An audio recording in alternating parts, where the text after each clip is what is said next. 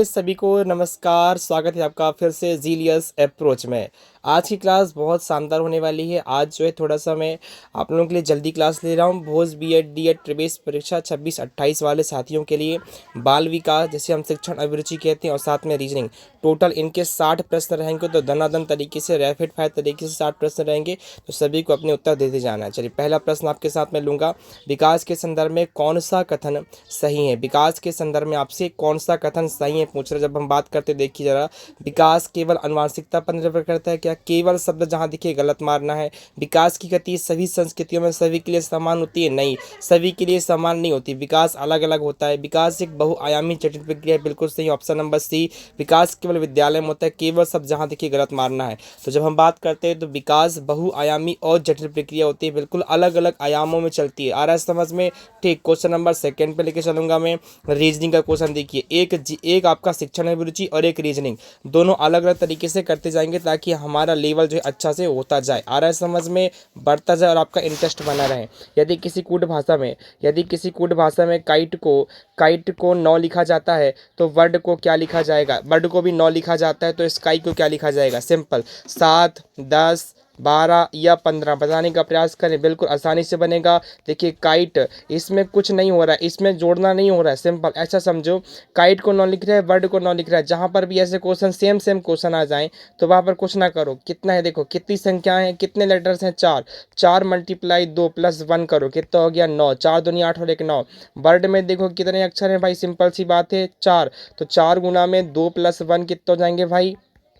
9 हो जाएंगे ना। इसी प्रकार से स्काई में देखो कितने अक्षर हैं? 3 भाई। तो 3 गुना 2 + 1 कितने हो जाएंगे? 7। सिंपल सी बात है, 7, ऑप्शन नंबर ए। समझ में आ गया क्या? चलिए, क्वेश्चन नंबर नेक्स्ट दनादन तरीके से। क्वेश्चन नंबर 3 देखेंगे। लेव वाइगोत्स्की के अनुसार बच्चों के सीखने में सांस्कृतिक उपकरणों जैसे नक्शे, भाषा और कैलकुलेटर की क्या भूमिका है? तो वाइगोत्स्की साहब को पता है, आपको सामाजिक सांस्कृतिक सिद्धांत दिया है इन्होंने, और कहा गया है कि वाइगोत्स्की साहब ने कहा है कि बच्चों के सीखने में सांस्कृतिक उपकरणों, नक्शे, भाषा और कैलकुलेटर की क्या भूमिका होती है? तो नक्शा और भाषा, कैलकुलेटर क्या करते हैं? ये सीखने में बाधा डालते हैं, ये संज्ञानात्मक विकास में सहायता और बदलाव करते हैं। इनका विकास में कोई संबंध नहीं है, ये केवल सजावट के लिए। नहीं, सीखने में बाधा नहीं डालते भाई, ये केवल सजावट के लिए नहीं होते, इनका विकास से कोई संबंध नहीं, ये गलत है। ये संज्ञानात्मक विकास में सहायता और बदलाव लाते हैं, मतलब कोग्निटिव डेवलपमेंट में हेल्प करते हैं और चेंजेस लाते हैं। क्लियर हुआ? चलिए, स्क्रीनशॉट ले लेंगे सभी साथी। क्वेश्चन नंबर 4 देखिए, रीजनिंग क्वेश्चन फिर से आ गया आप लोगों के लिए। एक शिक्षण अभिरुचि का, एक रीजनिंग का, ताकि मजा आता रहे। ध्यान से देखेंगे। विषम चयन करना है, find the odd one out. कान, आंख, नाक, हाथ बताएं। कान, नाक, आंख, हाथ। देखिए, बात करती है तीनों के तीनों क्या हमारी इंद्रियां हैं। क्या है? इंद्रियां हैं कि नहीं है? हाथ क्या इंद्रिय है? नहीं, हाथ एक क्या है? अंग है। क्या है? अंग है। ध्यान रखेंगे। चलिए, question number next. Question number 5। एक बच्चा कहता है, मैं अपनी शर्ट को जल्दी सुखाना चाहता हूं क्योंकि धूप तेज है। वह बच्चा पियाजी जी के अनुसार किस प्रकार का चिंतन कर रहा है? भाई, बहुत प्यारा प्रश्न। देखिए, अवधारणात्मक प्रश्न लिया हूं। देखिए, सीधे सिद्धांत से तो प्रश्न पूछे जाते हैं, परंतु जब घुमा के प्रश्न पूछता है ना सिद्धांत से, तो अधिकांश लोग फंस जाते हैं। तो ध्यान देना, एक बच्चा बोल रहा है कि मैं अपनी शर्ट को जल्दी सुखाना चाहता हूं क्योंकि धूप तेज है। वह बच्चा पियाजी जी के अनुसार किस प्रकार का चिंतन कर रहा है? आत्मकेंद्रित चिंतन, प्रतीकात्मक चिंतन, कार्य कारण चिंतन या जीववादी चिंतन बताने का प्रयास करें। आप लोग बता सकते हैं कि इसका उत्तर? देखिए, जब भी ऐसा कारण और कार्य देखने को मिले ना, तो सिंपल सा आसानी से आप लोग इस प्रश्न का उत्तर बता सकते हैं। बताएं बताएं भाई, बताएं सब लोग। देखिए, इस प्रश्न को उत्तर पता है जीन पियाजे साहब ने कौन सा सिद्धांत दिया? कई बार बताया मैंने आपको। जीन पियाजे साहब का क्या है, कौन सा सिद्धांत है? संज्ञानात्मक विकास का सिद्धांत है ना। और संज्ञानात्मक विकास के सिद्धांत में उन्होंने हमें कितने चरण बताए हैं? 4 चरण। संवेदी प्रेरक अवस्था, पूर्व क्रियात्मक अवस्था, मूर्त क्रियात्मक अवस्था और औपचारिक क्रियात्मक अवस्था। सभी साथी जो भी बताते हैं उनको लिख लिया करें। हालांकि यहाँ पर कार्य भी है और कारण भी है। मतलब कारण क्या है? धूप तेज है। कार्य क्या है? शर्ट को सुखाना। तो कार्य कारण सिद्धांत आएगा, आपको ध्यान रखना। ऑप्शन नंबर सी। क्लियर हुआ? चलिए, question number next. 6 number question देखेंगे सभी साथी। श्रेणी पूर्ण करें। देखिए, पैटर्न पहचानना भाई। 10, 26, 50, 82, 101, 122, 145, 170। स्पीड मोड में है, थोड़ा सा आप लोग स्पीड को कम करके भी देख सकते हैं। 10, 26, 50 या 82, इसके बाद कौन सा अलग आएगा बताने का प्रयास करें। देखिए, सिंपल सी बात है। देखिए, 3 का स्क्वायर + 1 करो, कितना होते हैं? 10। 3 3 और 1 10 होते हैं ना। इसी प्रकार से 5 का स्क्वायर + 1 करो, कितने होते हैं? 26 होते हैं ना। इसी प्रकार से 7 का स्क्वायर करो प्लस 1 करो कितने होते हैं 50। मतलब क्या 3 5 7, तो क्या आना चाहिए भाई 9 आना चाहिए। 9 का स्क्वायर प्लस 1 करो कितने आगे 82, तो 9 के बाद क्या आना चाहिए 11। 11 का स्क्वायर प्लस 1 कितने हो जाएंगे 122। Option number B. क्लियर हुआ क्या? चलिए स्क्रीनशॉट ले लेंगे सभी साथी। आगे लेके चलता हूँ क्वेश्चन नंबर 7 पे। लॉरेंस कोलबर्ग के नैतिक विकास सिद्धांत के अनुसार अधिकार और सामाजिक व्यवस्था बनाए रखना अभिविन्यास किस स्तर पर आता है? आपको पता है कोलबर्ग साहब ने नैतिक विकास का सिद्धांत दिया है। उस सिद्धांत के अनुसार आपको पता होना चाहिए अधिकार और सामाजिक व्यवस्था बनाए रखना अभिविन्यास किस स्तर पर आता है? पूर्व पारंपरिक स्तर, पारंपरिक स्तर, उत्तर पारंपरिक स्तर और अमूर्त स्तर। देखिए कोलबर्ग साहब ने हमारे पास नैतिक विकास के 3 चरण बताए हैं। ये तीनों चरण होते हैं और हर चरण के 3 चरण में हर चरण क्या होते हैं 2-2 क्या होते हैं पद होते हैं, है ना, ध्यान रखेंगे। तो टोटल 6 पद होते हैं और 3 चरण होते हैं। तो इस प्रश्न का उत्तर ध्यान रखना, ये पारंपरिक स्तर पर होता है। पारंपरिक स्तर पर होता है बच्चा अधिकार और सामाजिक व्यवस्था बनाए रखना चाहता है। क्लियर? इसके अनुसार क्या होता है बच्चा समाज के नियमों और कानून को बनाए रखना अपनी जिम्मेदारी समझता है। क्लियर? समझ में आया ना? चलिए क्वेश्चन नंबर 8 पर लेके चलूंगा मैं। रीजनिंग क्वेश्चन आगे देखिए, मैंने बताया था आपको ना, ध्यान दीजिए यहाँ पे कारण दिया हुआ है। क्या देखिए जरा, सिंपल ऐसे कारण वाले प्रश्नों को आप सीधे प्रश्न किया करो। 20 रण का अर्थ क्या दिया? देखिए रण का अर्थ क्या है? रण का अर्थ दिया है भाग, रण का अर्थ दिया है भाग।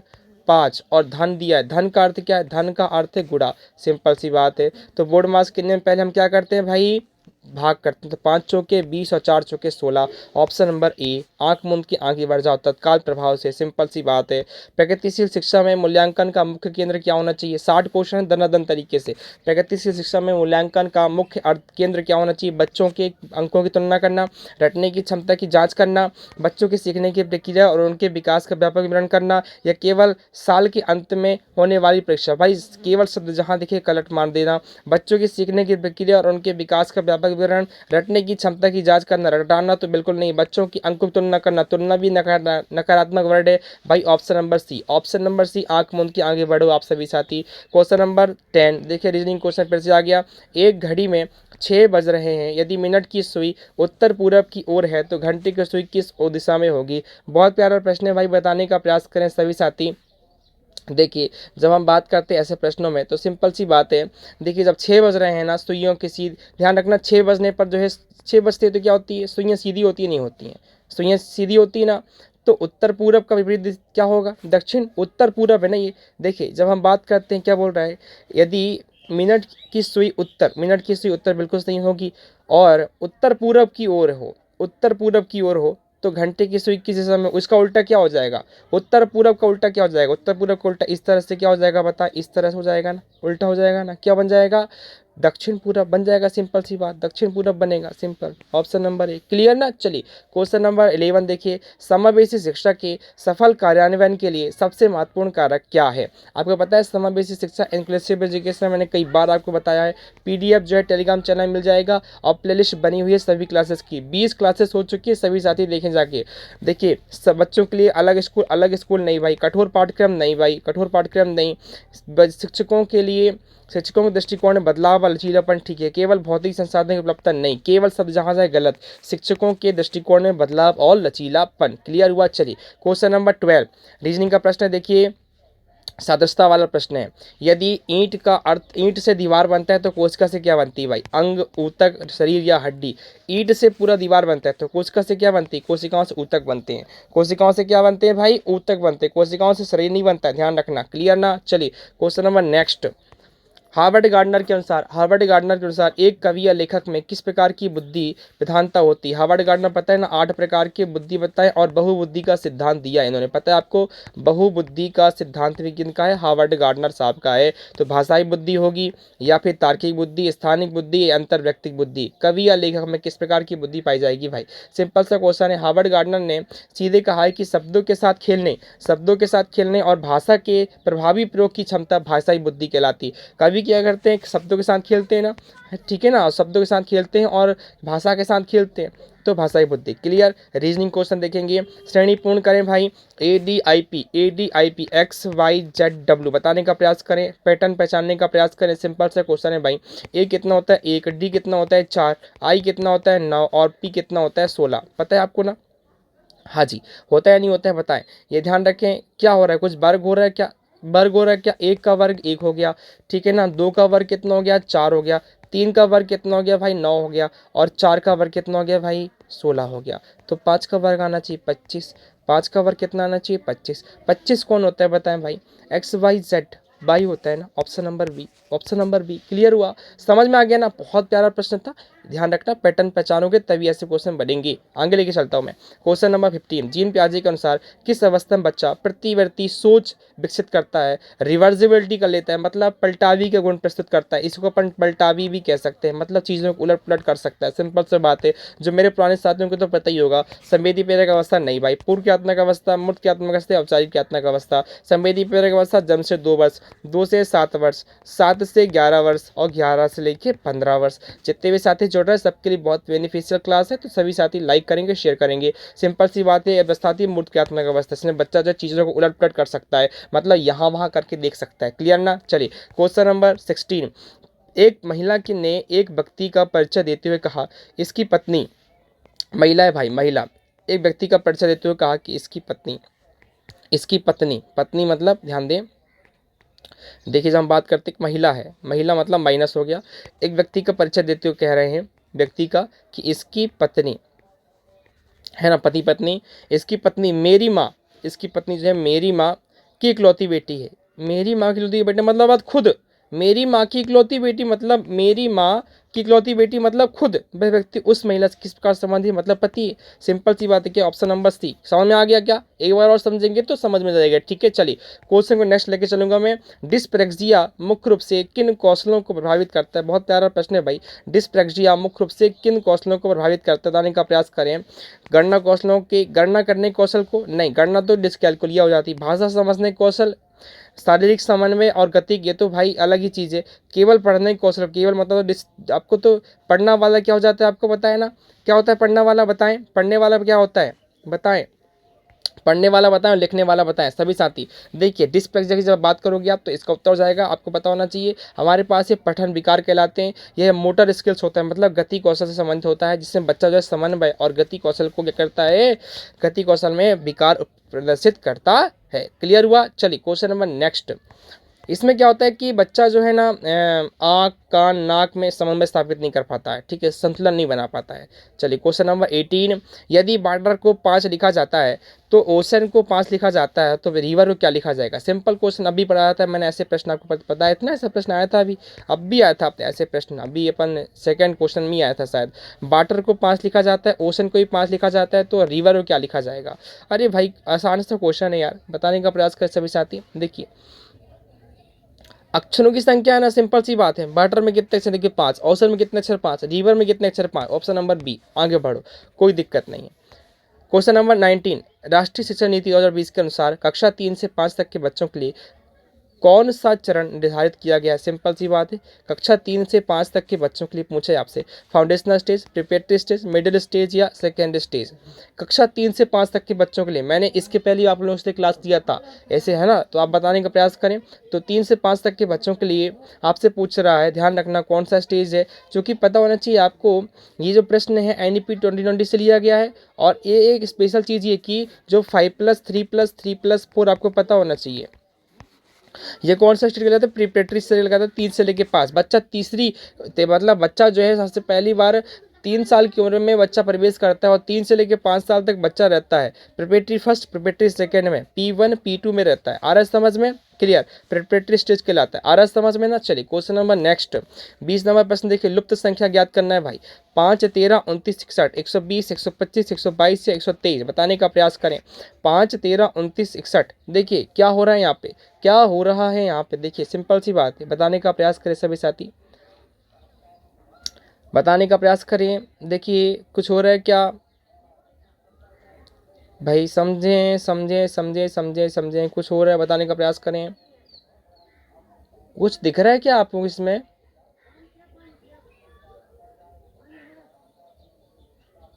देखिए सिंपल सी बात है, अगर अपन 5 5 अगर 5 को बनाना चाहें तो 2+3 से बनता है, ठीक है, और 5 गुना 2+3 अधिक तो 5 दूनी 10 और 3 13 होगा, होगा नहीं होगा, होगा ना, बन गया ना। इसी प्रकार से यदि अपन 13 को यदि देखें अपन तो 13 है गुणा 2 + 3 करें, 13 दूनी 26 और 3 29 होंगे ना। इसी प्रकार से 29 गुणा 2 + 3 करें तो 61 होगा, नहीं होगा। इसी प्रकार से देखिए क्या हुआ, देखिए 5 के बाद क्या हुआ 13, फिर 29, फिर 61। तो सिंपल सी बात 61 गुणा 2 + 3, 61 दूनी 122, 122 और 3 125। बी नंबर ऑप्शन हो जाएगा, क्या हो जाएगा बी नंबर ऑप्शन। 1 मिनट कुछ गड़बड़ किया क्या मैंने, 61 दूनी 1 मिनट 29 58 और 3, ठीक है ना। तो 29 61 दूनी कितने होते हैं, 122 होंगे ना,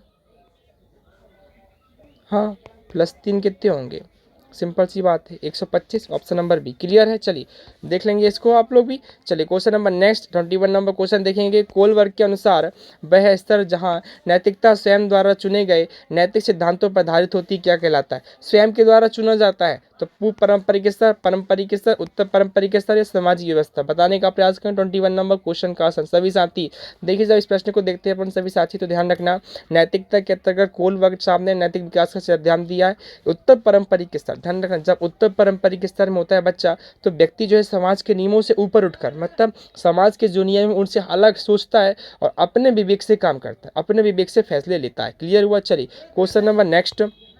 यदि किसी कुट भाषा में फ्लोवर को देखिए, किसी कुट भाषा में फ्लोवर को UOLVDI लिखा जाता है तो गार्डन को क्या लिखा जाएगा। देखिए ऑप्शन देखिए जरा सभी साथी, बताने का प्रयास करें, पैटर्न को समझने का प्रयास करें।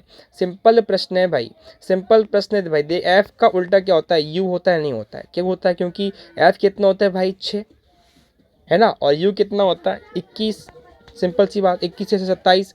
इसी प्रकार से एल कितना होता है भाई, एल होता है 12, तो इसका उल्टा ओ है ना। इसी प्रकार से मतलब उल्टा वाला जी होता है 7 तो इसका बी होना टी, GT होना चाहिए, ठीक। इसी प्रकार से ए कितना हो, ए का उल्टा क्या हो जाएगा जेड, ए का उल्टा क्या हो जाएगा जेड, तो TZ कहाँ देखिए, TZ दो जगह पर है, सिंपल सी बात। IWVM यहाँ तक तो सेम है भाई, लास्ट वाले में मिलाओ, सीधी बात। एन कितना होता है भाई, एन होता है आपको पता होना चाहिए 14, तो इसका उल्टा कितना होना चाहिए 13, और 13 कौन होता है एम, सिंपल सी बात ऑप्शन नंबर ए। क्लियर हुआ। चलिए क्वेश्चन नंबर नेक्स्ट।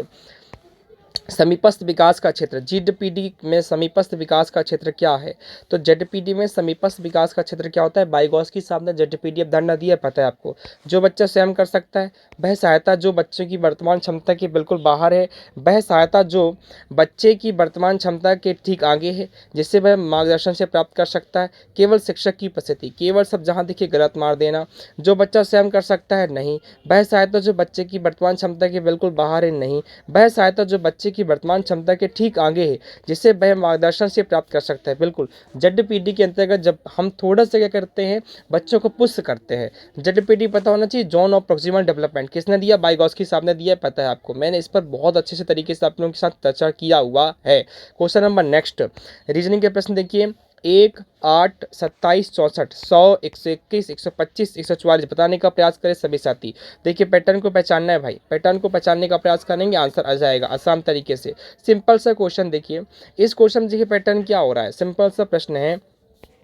1 का क्यूब करो, सीधी सी बात, 1 हो गया। 2 का क्यूब कितना हो जाएगा 8, हुआ ना 8। 3 का क्यूब कितना होता है 27, होता है ना। 4 का क्यूब कितना होता है 64, तो क्या आना चाहिए भाई, सिंपल सी बात है 5। 5 का क्यूब कितना आना चाहिए 125। Option number C, option number C. Question number next, पियाजे के अनुसार परिकल्पनात्मक निगमात्मक तर्क, पता होना चाहिए परिकल्पनात्मक तर्क, जैसे अपन औपचारिक क्रियात्मक अवस्था भी कहते हैं, तो किस अवस्था की मुख्य विशेषता है, संवेदी प्रेरक अवस्था, पूर्व क्रियात्मक अवस्था, मूर्त क्रियात्मक अवस्था या औपचारिक क्रियात्मक अवस्था। सिंपल सी बात है, 25 नंबर प्रश्न का उत्तर तो आसानी से आप लोग कर लोगे भाई। अरे भाई अमूर्त चिंतन कहते हैं इसे। अमूर्त चिंतन कब से शुरू होता है, 11 से लेकर 15 साल तक, है ना। परिकल्पनात्मक तर्क को, निगमनात्मक तर्क को अमूर्त चिंतन भी कहा जाता है, ठीक है, आ रहा है समझ में, ठीक। चलिए क्वेश्चन नंबर 26, देखिए बहुत प्यारा प्रश्न आया है भाई, बताने का प्रयास करें। पैटर्न छाटना है, पारा, सोना, चांदी, लोहा अलग छाटना है, अलग छाटने का प्रयास करें। बहुत प्यारा प्रश्न है, विज्ञान में आपको पता होना चाहिए पारा एकमात्र ऐसा धातु है जो कि कमरे के तापमान क्या है, द्रव अवस्था में होता है। कमरे के तापमान पर किस अवस्था में होता है, द्रव अवस्था में होता है, ठीक है। चलिए क्वेश्चन नंबर 27, अभिप्रेरणा का वह प्रकार जिसमें व्यक्ति कार्य को केवल उसके आंतरिक आनंद के लिए करता है, मतलब आंतरिक आनंद प्राप्त करने के लिए किसी भी कार्य को करता है तो वह कौन सी प्रेरणा कहलाती है? बाह्य अभिप्रेरणा, नकारात्मक अभिप्रेरणा, आंतरिक अभिप्रेरणा, पुरस्कार आधारित प्रेरणा। मतलब क्या है? आंतरिक रूप से, मतलब खुद को सेल्फ हैप्पीनेस के लिए करता है तो वो कौन सी प्रेरणा होगी? आंतरिक अभिप्रेरणा।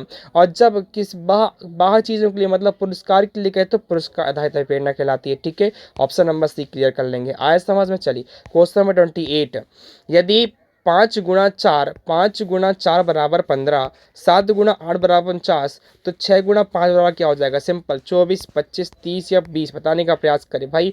5 गुणा 4 क्या होता है पता है आपको? 20 होता है। किया क्या है? 15, मतलब -5। सिंपल 7 गुणा 8 कितना होता है भाई? 56 होते हैं। कितना किया है? -7 किया है, 49। 6 गुणा 5 क्या होते हैं भाई? 30।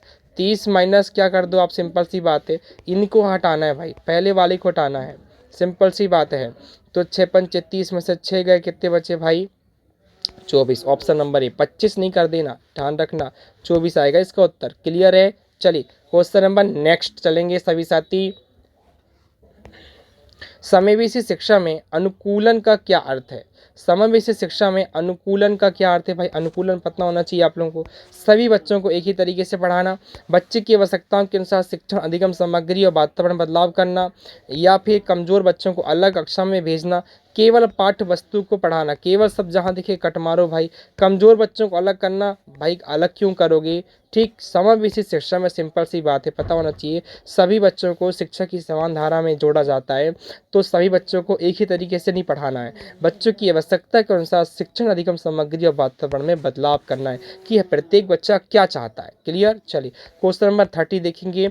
एक आदमी पश्चिम की ओर 5 किलोमीटर फिर दाएं मुड़कर 3 किलोमीटर चला और फिर बाएं मुड़कर 2 किलोमीटर चला। अब वह किस दिशा में जा रहा है? उत्तर, दक्षिण, पश्चिम, पूर्व बताएं। देखिए जब बात करते हैं दिशा वाले क्वेश्चन की तो आसानी से करना। एक आदमी पश्चिम की ओर 5 किलोमीटर जाता है, पश्चिम ये हो गया भाई 5 किलोमीटर, फिर दाएं मुड़कर 3 किलोमीटर जाता है, दाएं मुड़ा और 3 किलोमीटर चला। अब फिर बाएं मुड़कर 2 किलोमीटर जाता है, बाएं मुड़ा 2 किलोमीटर चला। अब किस दिशा में जा रहा है बताएं? अब जा रहा है वो पश्चिम दिशा में, है ना, पश्चिम जा रहा है। आ रहा है समझ में? ठीक है, चलिए ये 30 क्वेश्चन थे प्यारे मित्रों। थोड़ा सा मुझे काम जल्दी है आज, नहीं तो पूरे 30 क्वेश्चन आप लोग लेके आया था मैं, देखिए यहाँ पर। बाकी के 30 क्वेश्चन अगली क्लास में ले लेंगे आपके साथ में। तो सभी साथी वीडियो को शेयर कर देंगे, लाइक कर देंगे। मिलता हूँ आपको शाम वाली क्लास में दमदार तरीके से 9 बजे, ठीक है ना। चलिए thank you so much, thank you.